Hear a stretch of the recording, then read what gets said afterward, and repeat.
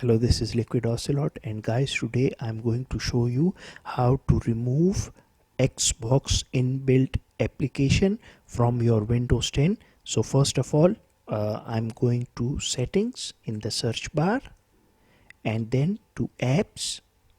Here I'll look for default apps and apps and features. Search in list, I'll look for Xbox. So try to uninstall it from here first.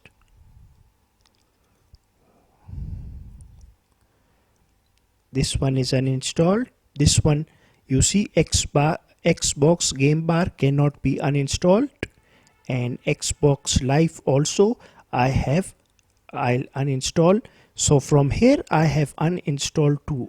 How about this Xbox game bar app? So what we are going to do is go back to the search bar, write PowerShell, Windows PowerShell, and open it with right click, run as administrator, press yes, and now we are in Windows System 32 under Windows PowerShell. So I'll paste this command. I have posted it in the description of the video and press enter. So I think the app has been uninstalled after pasting this command, and remove app package, yes. Now we will check if it is removed or not. Let's try to search again. Go back, apps, Xbox,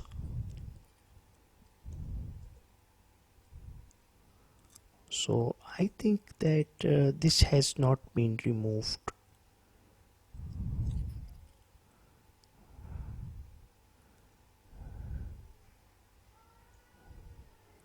Have to see what paste one of pressing enter after each command to remove. So I think I installed it once again. I'll select all of this again, go to PowerShell, paste the command and then press enter. So what will happen now is I think this application has been removed. So guys, thanks for watching, and I'll be signing out. Please let me know in the comment section below if you were successful in uninstalling your Xbox app from your Windows 10 system. Thanks for watching. Take care.